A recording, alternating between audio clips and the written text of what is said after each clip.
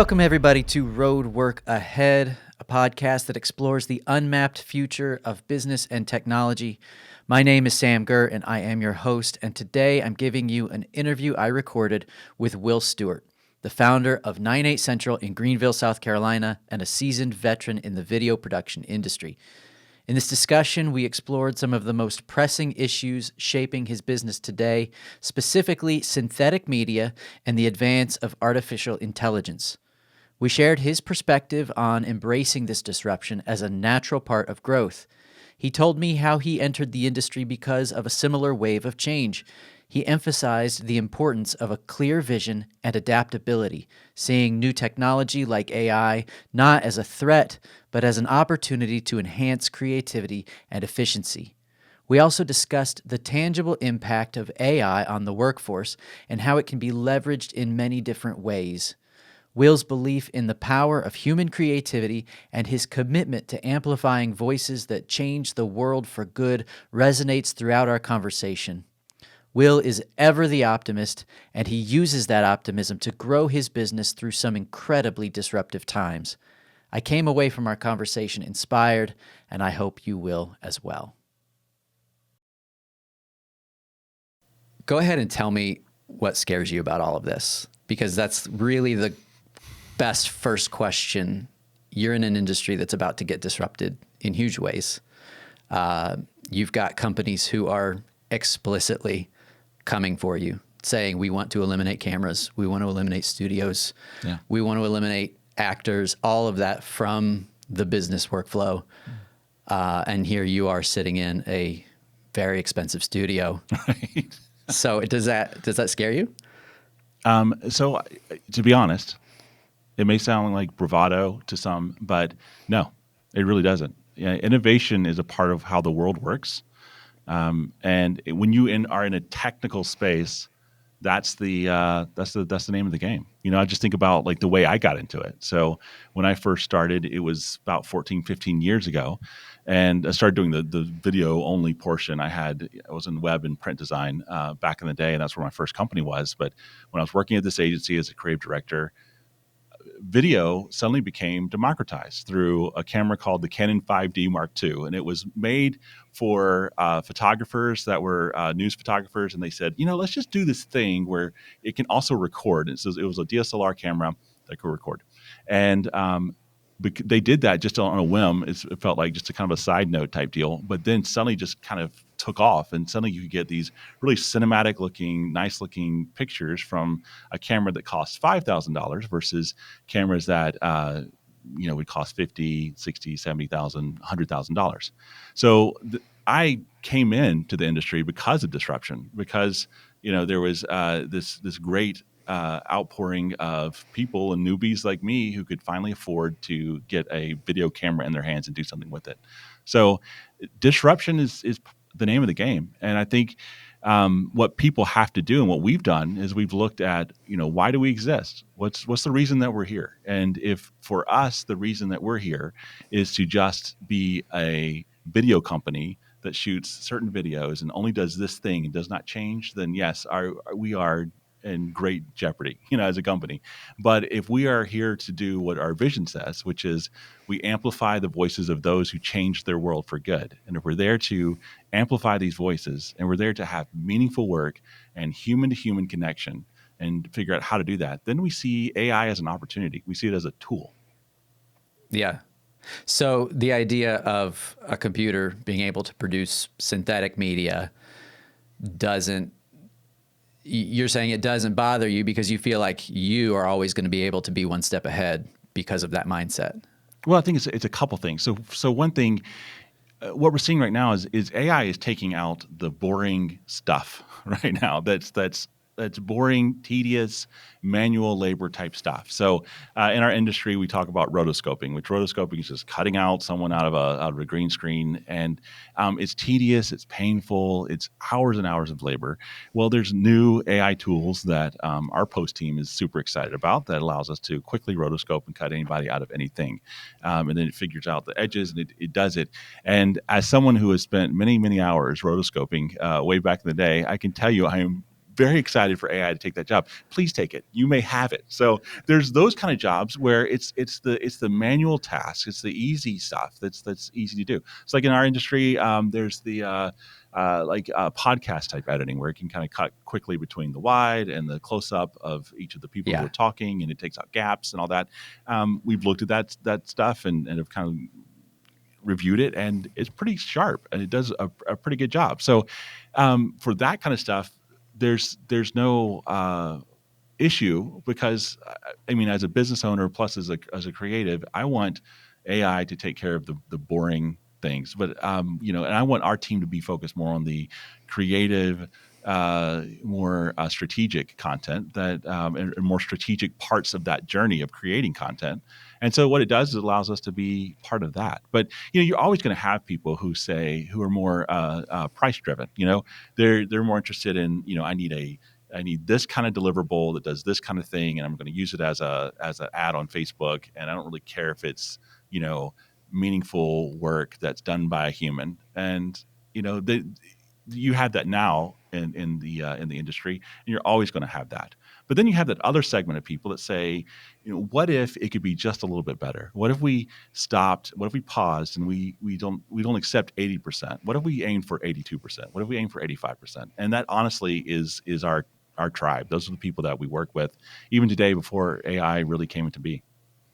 So if AI enables you to have 2 editors where maybe before you had 5, if AI enables you to have 1 person where maybe you would have had to have 3, you're advocating for either hiring for more creative jobs in those places where those jobs have been essentially lost, and continuing to innovate above and beyond what AI is capable of. Yeah.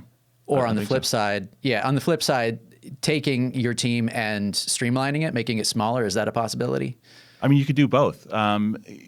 So there's multiple ways you could do it. You could say, okay, we need smaller team, and let's focus on less of in the trenches people and more in the clouds people who are the dreamers, who are thinking, who are planning.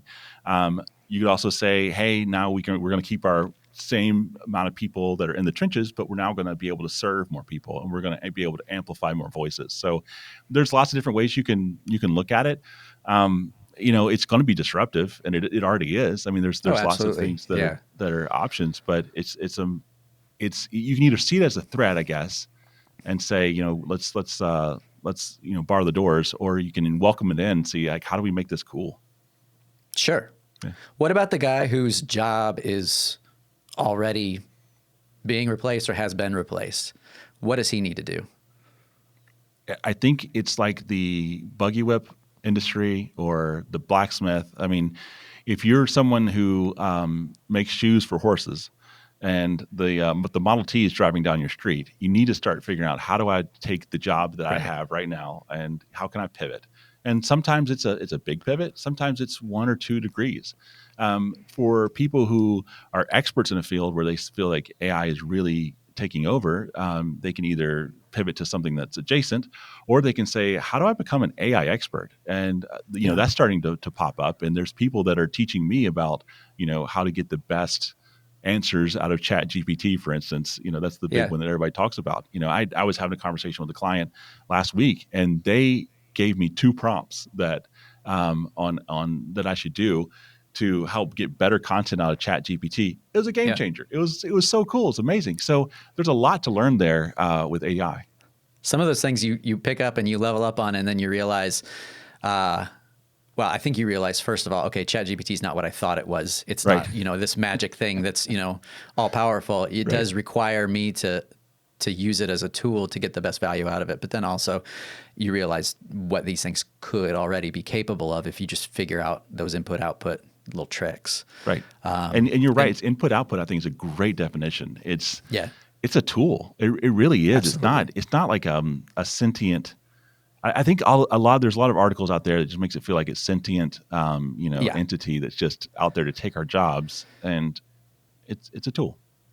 We can get off on that tangent in a little bit, because I have a little bit of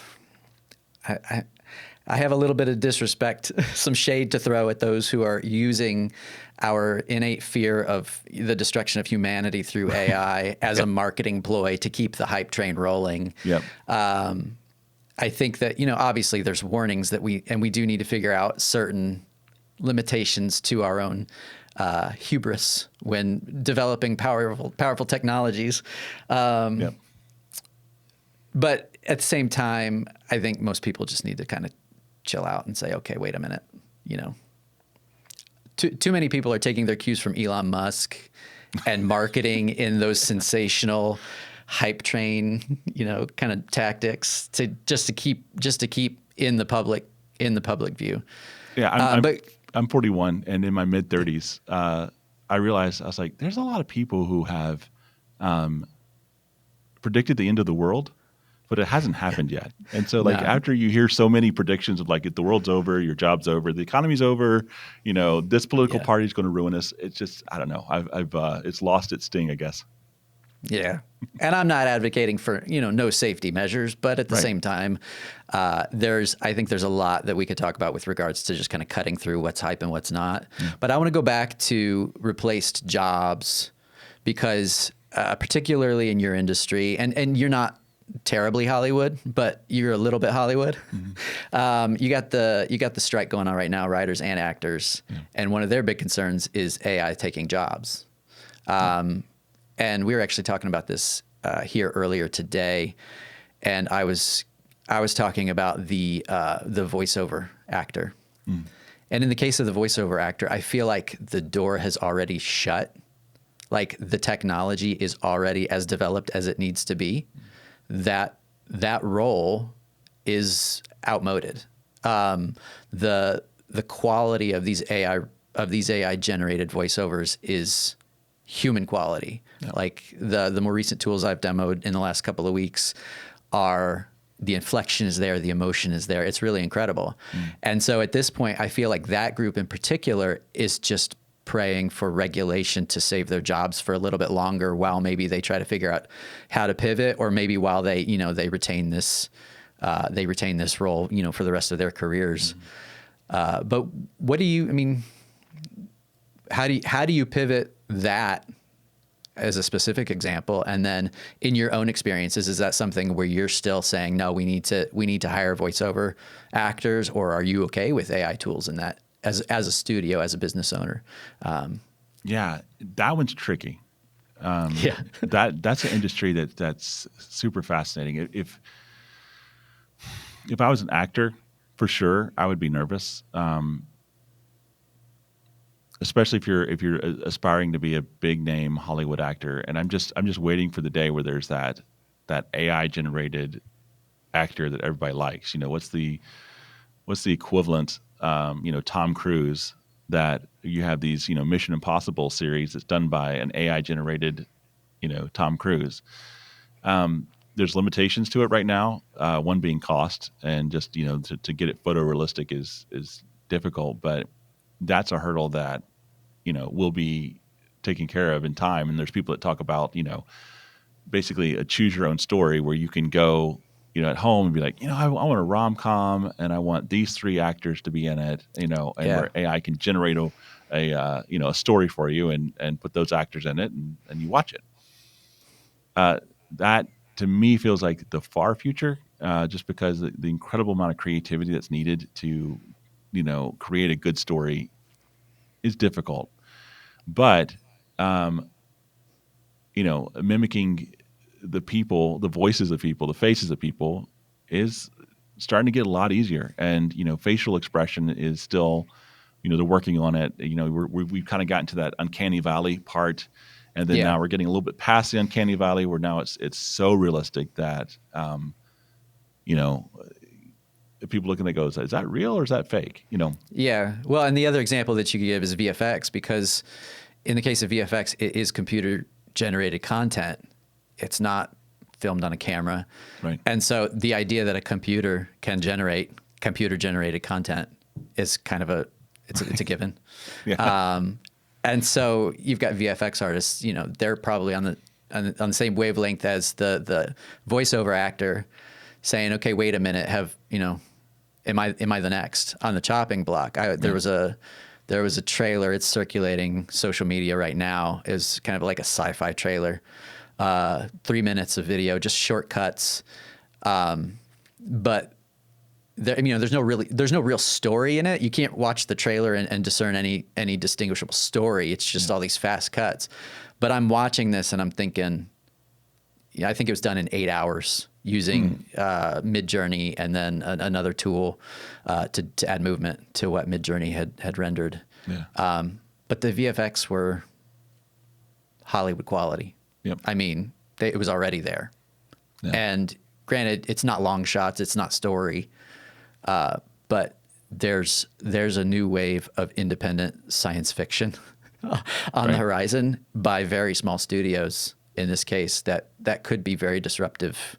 Independent filmmaking is going to benefit hugely from AI, no doubt. It's just a matter of what does Hollywood do with it? What about all these people who are trying to get these jobs in Hollywood? I'm sure they're going to go for the cheapest option, whatever it is works for them. Because it's more like, we're in an era right now where it's quality over quantity or quantity over quality. So it seems like there's a streaming channel, a new one starts every month, and everybody's just vying for more content. Yeah. I was listening to somebody the other day talking, and this was probably, in terms of all the doomsday stuff, this was probably the most terrifying scenario. Mm-hmm. But he was saying the way AI destroys humanity is by learning the way that we think and manipulating that to feed us an endless supply of distraction. So you picture the guy who is just doom scrolling on social media, reel after reel after reel after reel, and before he knows it, 3 hours has gone by. Yeah.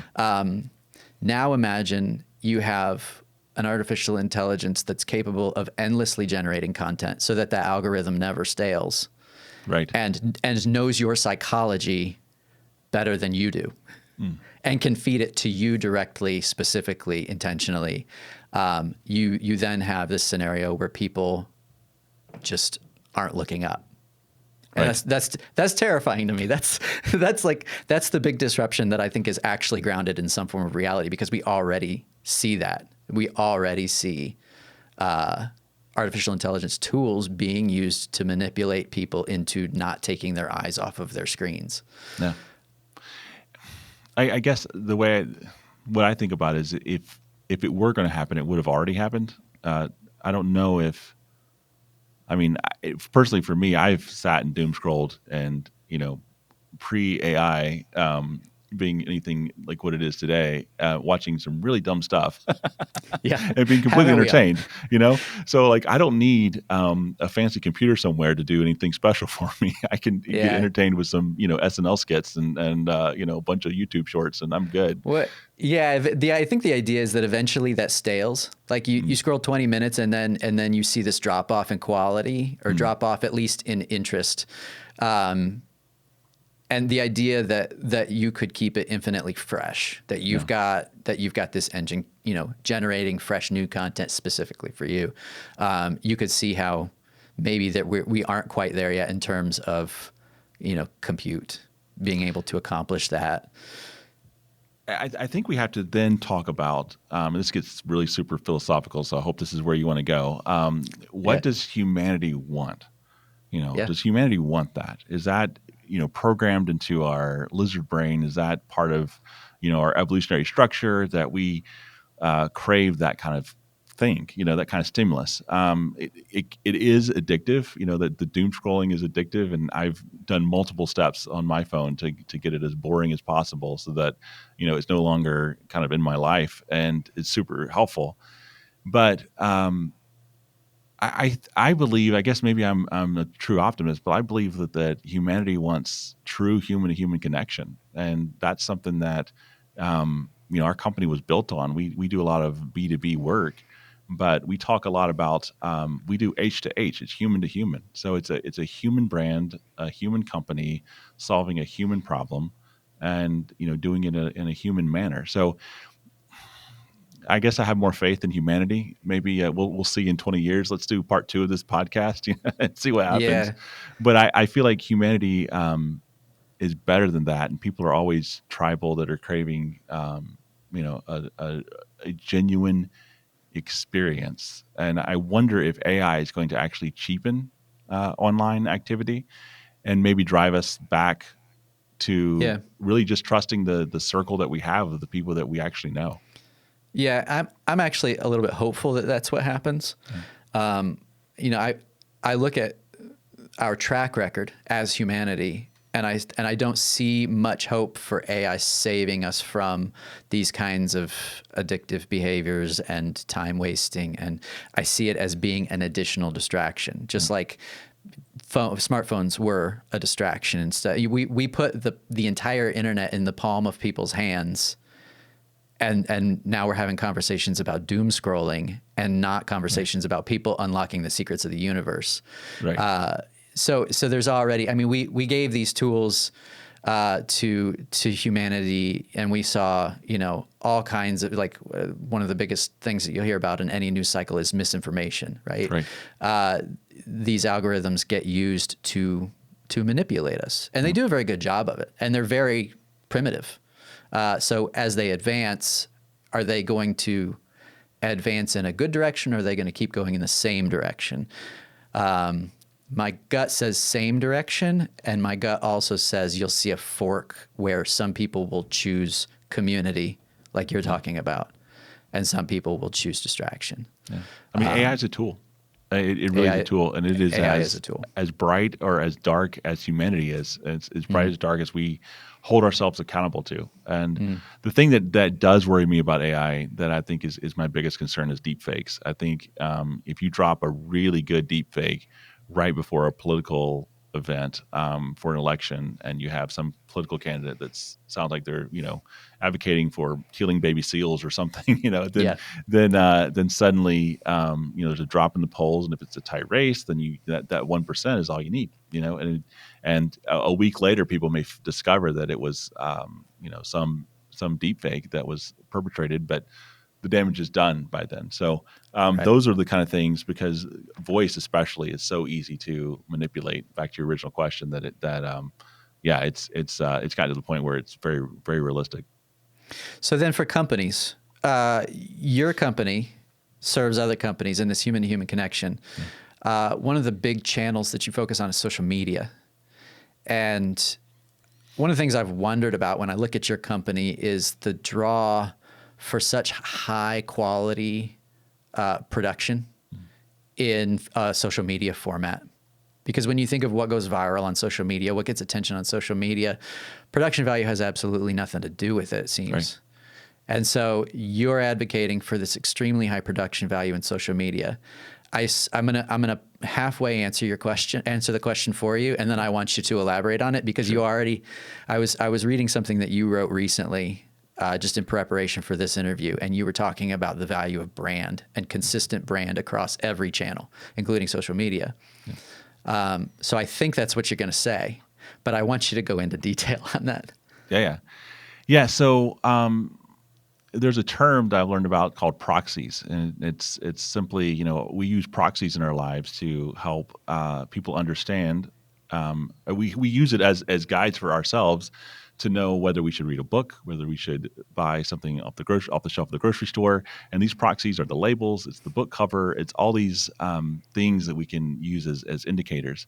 And social media is an indicator of the brand of a company, and those proxies should be consistent from end to end. Where if someone engages with your brand, whether it's website or it's Facebook, Instagram, YouTube, or in person, that should have a consistent message. You're right.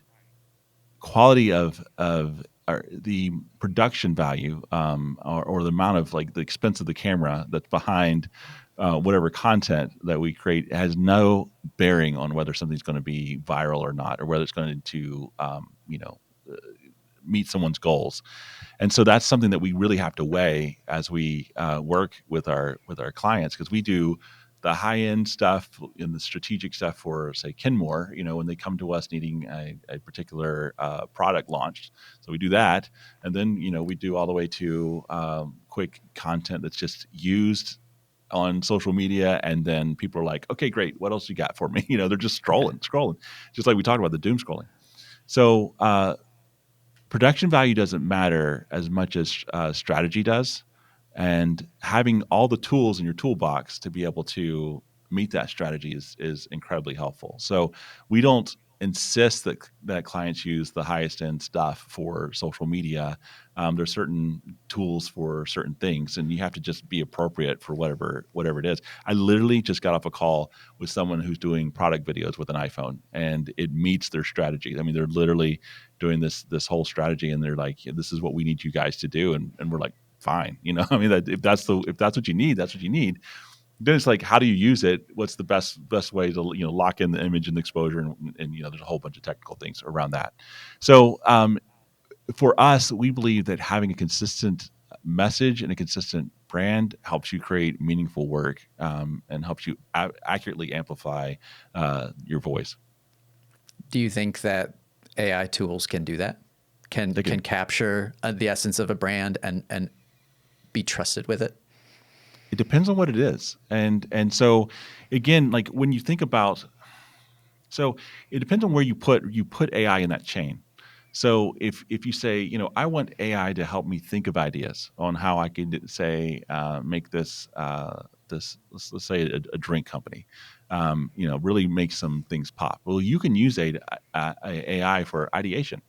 But I think there's a human element of that to be able to understand trends, to be able to understand what looks good, what people are responding to, other data that can't necessarily be quantified, but that can be understood by a human, and that part is essential. So you might get your ideas from AI, and we've done plenty of that before, just kind of like trying to see what works, see what it throws out, and you have that part. It's the curation of those ideas. It's making them human that I think is where the magic is. It's that strategy part. And then there are some times where you could potentially go to some kind of, I don't think anything's ready yet right now, but we're close to where you could say like, hey, I want this drink that's sitting on a beach, and I want the camera to rotate around it and the waves to be lapping. And you could potentially, knock that out. Yeah.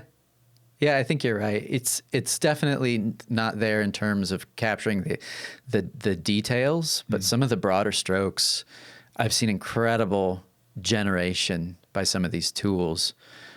But I have to say I do agree with you that the humanness of some of the work is, I think, where AI is really going to struggle. Yep. So, if I were a writer in Hollywood right now, if I were a comedy writer, I would feel a lot better than if I were, say, a drama writer, right? True. And I think the guys who are probably most afraid right now are the medical show writers. Like you've got to. I don't see ChatGPT writing a good joke anytime soon. Oh, no. But writing a script for a medical show, absolutely, probably today, could knock one out in 30 minutes, and it would be just as good as anything on TV. So there are certain aspects of our humanity, I think, that are going to be very difficult, if not impossible, for these tools to unlock. And that's where I think business has to look and say, okay, we need to staff up. We need to get our ducks in a row here so that we can be generating that very human content with AI tools very quickly and efficiently. Yes. That seems very appealing to me. It sounds like that's the direction you guys are headed. Do you guys have specific policies in place around the usage of AI tools? Do you have guidelines that you hold to internally where you say these are lines that we won't cross? Not yet. I'm sure that discussion is going to be coming up. Right now, we are in the explore phase. We're just trying to figure out, okay, what's out there for us to use. And there's a number of tools that we're using now that's really helping us. So there's something like called Fathom that connects to Zoom calls, and I think everybody should use Fathom. It's a great note taking tool that understands everyone's voice, breaks it out, knows what everyone said, creates action items, does an AI summary, and it is fantastic. I use it for every call I'm on. Um, so right now we don't have anything in place that says, okay, these are the hard and fast. Part of it is because it's just the Wild West. I mean, we don't know Yeah. yet what we're saying yes or no to. Are you talking to clients about it? Yeah, yeah. So we had a client that did a course with us, and the course consisted of two parts. One was her talking directly to camera, and then the other part was basically having an overlay of her kind of going through a website while giving instruction. The website changed, and so I said, "Look, we got all this audio already recorded of your voice, and we can literally take your voice, duplicate it with AI, and literally give us the new script. We'll put that into there. And then you record the screen recording, and then we'll overlay that, and we'll be done. And you don't even need to come into the studio. And so like there's ways that you can use AI in powerful methods. See, that's where if you're the client, you're over the moon about that. Right. But if you're the voice actor, Right. you're kind of bummed out. You Yeah. just lost half hour work. Yeah. Yeah. So it's so true. Yeah. It's so true. Yeah. I mean, there's going to be losers in all of this. Anytime you have innovation, there's people Yeah. that are not going to be able to do business as usual. So they have to figure out what's next for them. Yeah. Yeah. What when you built the new studio, and for anybody who doesn't know, you just built a giant new studio with a huge LED wall, and it's super cool, and it's very Hollywood, very, very unique in our region. When you built that, what problems were you trying to solve with that? So there were several practical ones, and then there was a philosophical one. So practical one was our production company was growing like wildfire, and we were in basically this business park where we had expanded as much as we could. We took over the unit beside us. We knocked down walls, and we had people essentially working in the lobby and just desks everywhere. And it's a wonderful memory, but very frustrating when you're living through the memory. So part of it was we needed a place to film. We needed a place where we could, move cameras around and not bang into people or bang into the ceiling. So we were able to get this incredible space that we were able to renovate, and along with office space, it has a 3,000 square foot soundstage with 20-foot ceilings. And then we were like, okay, well, we got this big room now where we can do things with. What's next? What's next for video production? What's next for the industry? Where are people going? And we thought about doing the white cyc wall, and just that's kind of like a seamless white wall that goes down from floor to ceiling. And and that's been done since the 90s, since the 80s probably, and you can paint it green, do green screen. But that was the past, and we were thinking, like, man, what's the future? And is LED technology. So what we ended up doing was creating this LED wall that's 33 feet wide and 18 feet tall, which looks photorealistic, and someone can stand in front of the LED wall. We have all these fancy computers and gizmos that sees where the person is in space, and then as you move the camera, the world behind them moves to match it, so that it looks seamless. And now Hollywood uses it on pretty much any Marvel movie that you would see.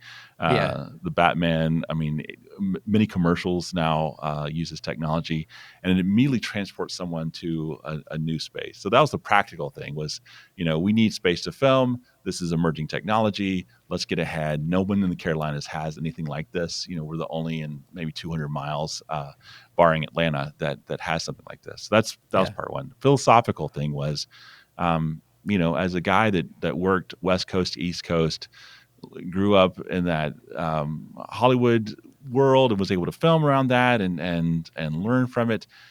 I wasn't around any kind of like proper filmmaking tools when I would come back to Greenville, and it was just a desert. And I wanted a place where that could be a home for a lot of filmmakers, and a place that could be kind of a blank canvas for the film community to be able to come in and make great and amazing things. I love Greenville. It's my home now, and it's where I raise my family. It's where I go to church, and it's my community, and I want to make it better. Yeah. And you've actually started kind of creating some, I guess community movement for young filmmakers and also social media. You're kind of reaching out and offering some value to people who are in the industry. Is that something that you've seen good success with? Yeah, I mean, I think giving back to the community always is its own reward. And our mission, or actually our purpose, is we love our team, we love our clients, and we love our community. And this building is a big part of loving our community and making it better. So we've partnered with a lot of talented people that are just incredible professionals in this area that are experts in certain fields like gaffing, grip, and first AC, and camera operating, and DPs, and all these different film positions. And we've said, hey, if you have a meetup that you want to do, if you have a class that you want to host, come do it. And our doors are open. We're not charging people for that, and we're just giving our space to the community to make it better. And it's one of the best feelings in the world, Sam, to have people in that are excited about filmmaking, that are part of the community. That we're having people from Charleston, Charlotte, Atlanta, up in North Carolina, and Asheville to come and just gather and learn. And there's a few classes that we've done, but a lot of it is just bringing the experts in and saying like, hey, here's the space, do it as you will. And it's cool seeing what happens. Yeah, absolutely. So when does Greenville get a sphere, like a giant ball LED screen? That would be amazing. I know you just built this one, but inquiring minds definitely want to know.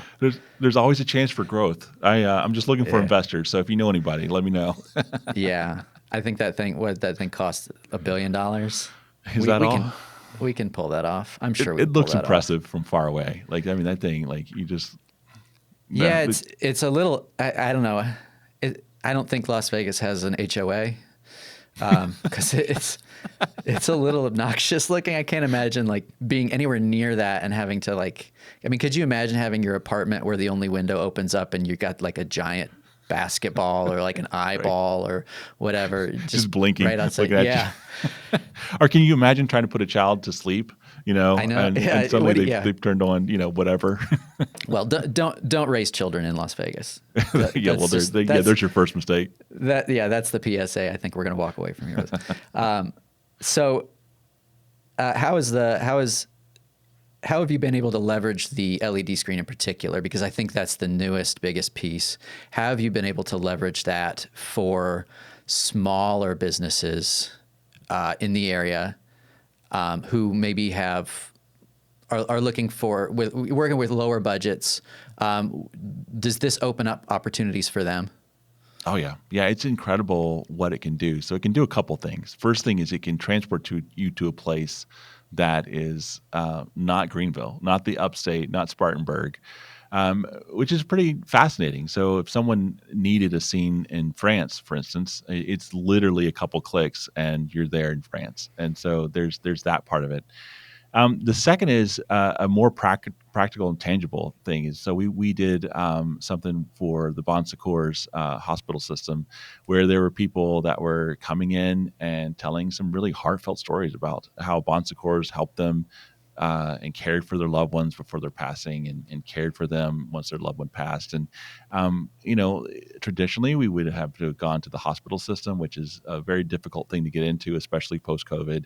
And they would give you just this nondescript, ugly room that would not, it'd be a conference room and it just wouldn't look good. And I'm sure you've tried to film in those things too, Sam, and they're just a pain. And it doesn't do the story justice. It doesn't do that person justice. And so we were able to put up with this beautiful world behind them where it looks like they're in an apartment or some kind of just beautiful home, telling their story, and you would never know that they're in a studio in front of an LED wall.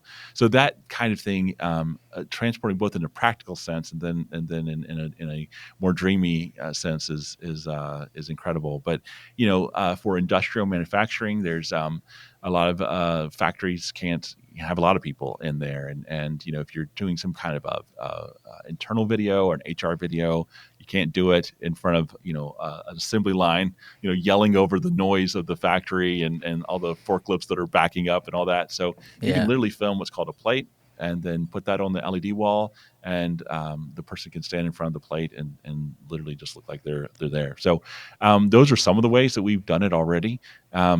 And we're just finding new and more interesting ways. I mean, we have a guy that's building an electric motorcycle that said, "Hey, can you make this look like it's driving on Mars?" And it's like, yeah, sure, why not? So it's interesting, these tools that we have, all this new tech, the common theme through this conversation from a filmmaker's standpoint, from someone who's more creative, looking at AI, looking at all of these advanced tools, the response absolutely should be, how do we bring more of the world to us? Yeah, How do we offer more of our story to our people, to our clients, our customers? And then how do we execute more efficiently? And those all seem like three very, very possible things now, where maybe just 5 years ago that was a huge challenge. yeah, I absolutely agree. That's what it's all about, and it's in the service of people who are in the industry to be creative and to help solve these problems. You guys solve problems for your clients every day in very unique ways. If that's your mission, if that's what you're all about and want to do, then these tools are not threats to creatives. They're ways to do better work and more meaningful work for our clients. Yeah, I agree. Super cool. So I want to kind of shift for a second. I want to go back to some of the artificial intelligence tools. I want to go back to some of your origin story, and I want to ask. You mentioned COVID earlier. I happen to know that your decision to level up came like months before COVID. It did. The timing could not have been worse in hindsight. So true. And now you build this huge studio, and AI tools are coming, and AI companies with billion-dollar investments behind them are coming and saying, we want to eliminate studios. Yeah. You seem like you anticipate the same level of success through this disruption as you experienced through COVID. Yeah. And I know for a fact that a number of other companies did not have your experience through COVID and will not have your experience through this AI revolution that we're looking at. Yeah. So what makes you different? So it's interesting with COVID and everything that happened there. So a little bit about my story was I spent 7 years as a journeyman DP, director of photography, and was able to just travel around and do some incredible things and learn from incredible people.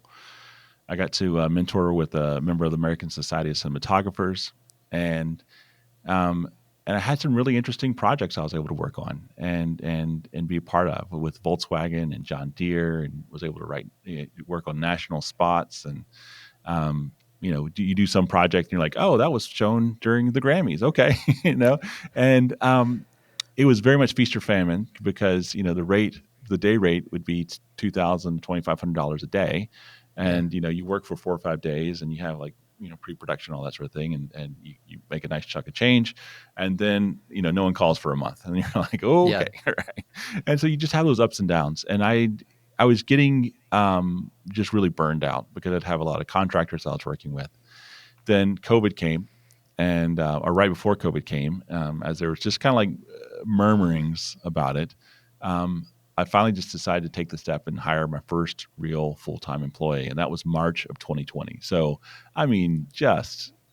perfect timing if there ever was. And like, it was a scary time for a lot of people, and it was a scary time for me. Like, it was scary, but the way I run my business philosophically as a Christian, I spend a lot of time in prayer and just really reflecting on what God wants me to do, and talking to people, and and made this decision. And I had the faith to believe that even though it was a surprise for me, it wasn't a surprise for the universe, and it's all things are going to work out. So I literally went to we first person I hired was an editor, and about a month in, I was like, look, man. We're going to social distance, because that seems like that's the thing people do, I guess. And then we are going to just keep working because we still have some work, and it is incredible. During that time, we started picking up recurring clients. I'd never had them before then. And these recurring clients helped us keep the lights on and the bills paid. And so, it really, God provided everything we needed during that time. And then it just started growing. I think there was an incredible pent up amount of demand for kind of what our company was providing. And kind of like you would, pull a spring back or pull something back and release it. Once I got my first employee, the company started growing, and then I got my next one in October, and started growing, and then from there, when we just today our 11th employee has joined us, so we're 11 full time and 2 part time. So, it's been incredible to see the growth, and I don't have a secret necessarily. I think I've spent my entire life listening to the market and understanding where people, what's the feedback that I'm getting, what are the pain points, and I think just personally as a business owner, I've tried to perfect the art of asking questions and ask really, really good questions. So if I can talk to somebody and we just with a honest heart say, hey, what's the problems you're needing? How can I help you on your journey? What connections can I make for you? I don't know. It just seems like there's a lot of people that want to work with people that have that shared philosophy. Yeah. Yeah. That's really good. So going now into this next challenge, where you're looking at disruption, your attitude is listen. Yeah, it really is. Yeah. It's just, we're bringing people in, and honestly, Sam, this was a build it and they will come kind of moment. It really was. I knew, as someone in this industry who understood trends, I knew that this is the trend. This is the next thing. And in 2 or 3 years, there's going to be more of these in the upstate. I'm sure of it, and more around. So for us, it's a strategic thing of who can we be first to market? Can we be the people that figure out the technology and get ahead? So that was one part of it. But then it was also like, I really think people don't know that this is good for them, but I know it's good for them. And so I'm just going to build it and see if people share. And it's been incredible, the outpouring for the community. The people are excited this is here and are bringing work to make incredible things. Do you feel like it benefits you that there's so many channels now, and it seems like there's new channels every day?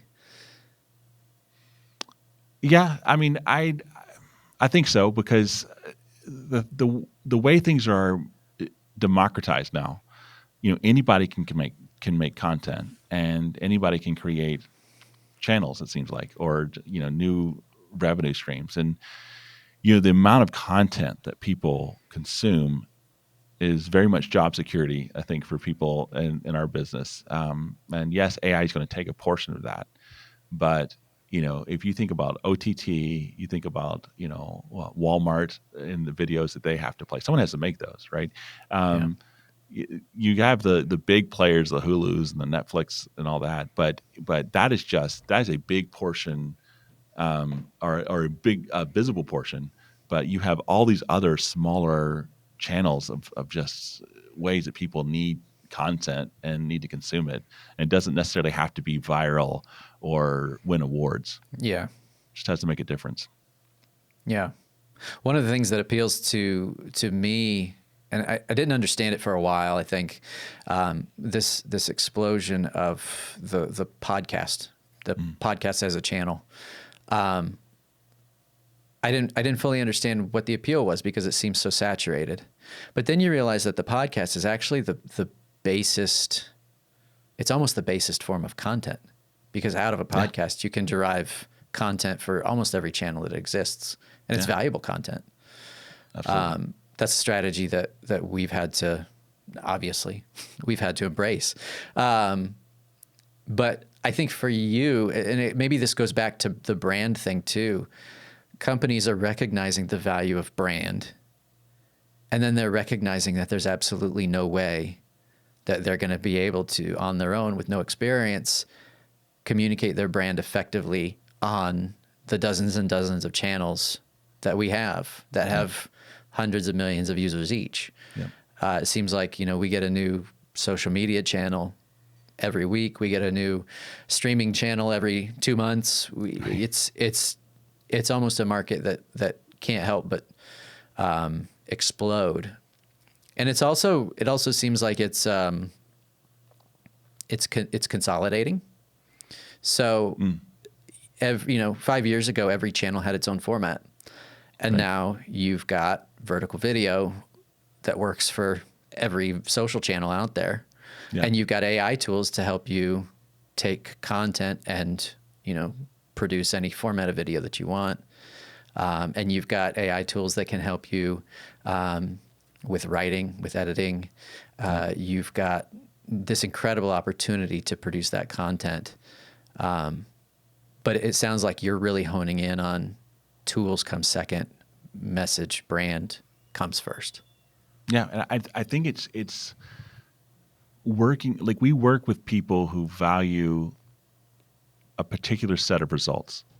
We don't work with people that come to us and say we want to be famous or viral or kind of buzzwordy, but people that say like we have this particular problem and we have we need a particular solution, and then it's all bets are off the table. I mean, like it's just like what can we do and how can we make it work? And I think AI will always kind of be a secondary thing to strategy. I'm curious, are you guys seeing AI as a threat in your field? No, it's funny. I think we kind of have some alignment between the two of us. I look at artificial intelligence and I say, this is a tool. And then I kind of simultaneously say, we're not there yet. This is going to become more than a tool. I know it'll become more than a tool at some point. But for right now, what we're seeing is the only way to succeed in this, no matter what it looks like, because we don't know what it looks like. This whole thing, the reason I'm talking to you is to try and figure out, hey, what might this look like? We want to be upskilling. We want to be learning. And we want to have an attitude that you've described, an attitude of incessant creativity, innovation, just unrelenting. We're going to focus on problem solving. Because it's the ones who are complacent, I think, that will fall behind very quickly, and the ones who don't adapt. And I think some of the disruption will come because of a hesitancy to adapt. And then there's a bias too. The larger companies are going to struggle more because of this, because of a failure to adapt. And there are other limitations there, like some just can't adapt because of security and compliance, data privacy. There's all kinds of issues there that a small upstart doesn't have to pay attention to, and a corporation does. And that's going to level the playing field a little bit. But for right now, what we're seeing and what we urge others to do is learn, listen, kind of like what you're saying. That's so good. Yeah, I mean, you think about the railroad industry. The amount of people they moved way back in the day than airplanes. It made them obsolete overnight. And this analogy has been used before, but what if they had said we are in the people moving business, not the train business? We would be probably flying on different named airplanes, right? But we're stuck with American. Thanks a lot, guys. Yeah. And from a company perspective, I think the analogy is the internet. So back in the 90s when the internet really started, getting that traction, a lot of companies were not sure what to do with it and weren't listening and weren't growing and adapting. And as a result, we don't have a lot of bookstores anymore, but we have Amazon. Right. We don't have the Yellow Pages anymore, but we've got Google. I think that's going to be I think that's going to be what this does, at least in the short term. In the long term, I think the disruption's far greater. Yeah.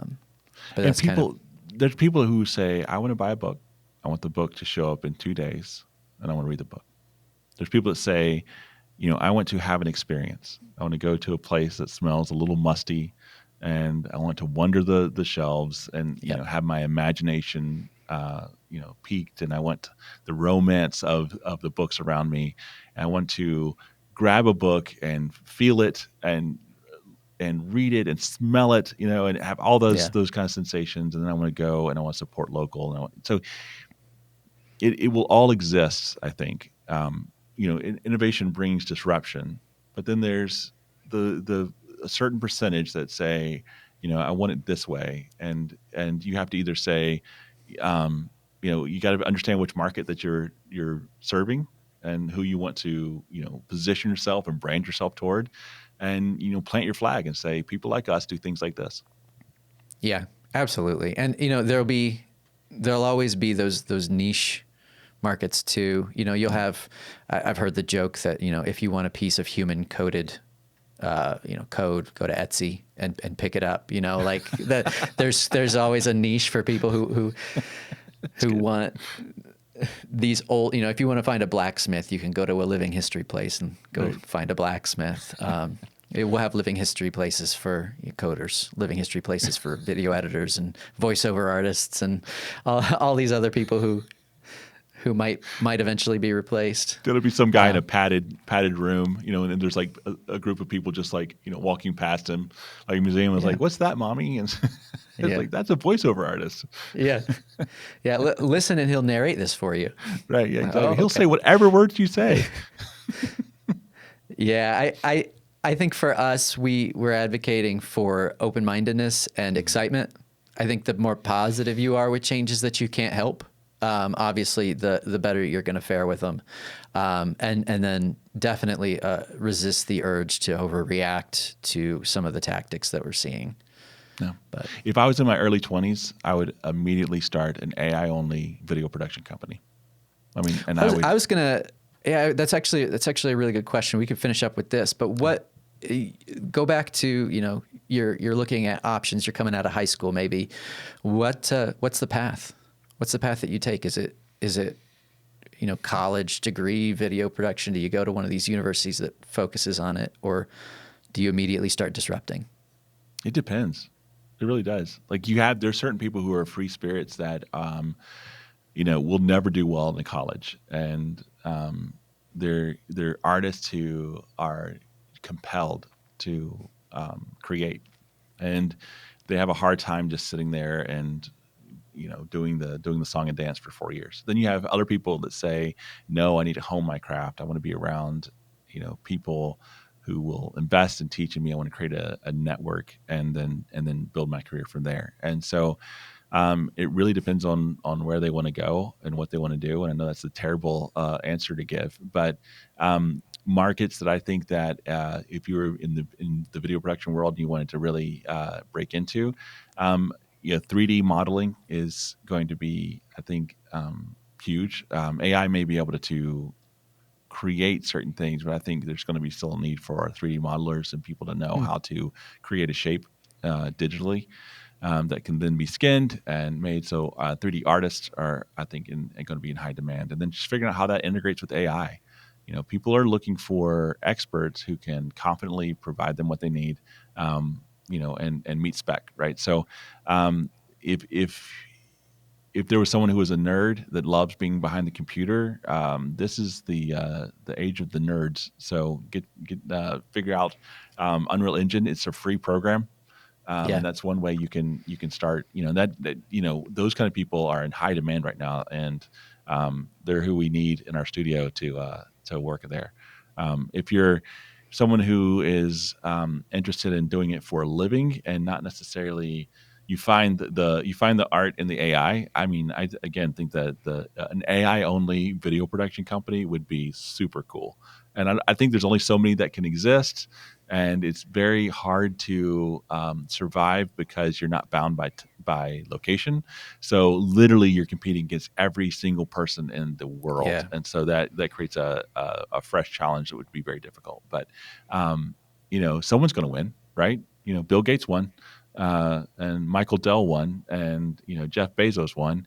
And a lot of these were there's a super interesting book about these guys, but a lot of them had the same characteristics in that they were around certain servers and certain supercomputers, and they were able to learn coding. And Hmm. these guys were around the same age, and they were able to be around these computers to learn programming at an early age. So I think people should look around them, see what resources they have, and what talents that they've been given, and just combine the two. And listen. Yeah, Listening is good too. Listen, it is. listen to what people are telling you. Yes, exactly. Ask good questions. That's excellent. Yeah. Thank you, Will. It was awesome talking to you. You have incredible insight. I think you have a very real gift for what we talked about, for listening and genuinely hearing what somebody needs and delivering on that. So I really appreciate you taking the time to talk to me. I really appreciate you giving me this opportunity to bounce ideas off of you. And I'm hopeful that the people who hear this are going to walk away optimistic and determined to listen more. I hope so too. Thanks so much, Sam. I appreciate you letting me come on and be a part of this.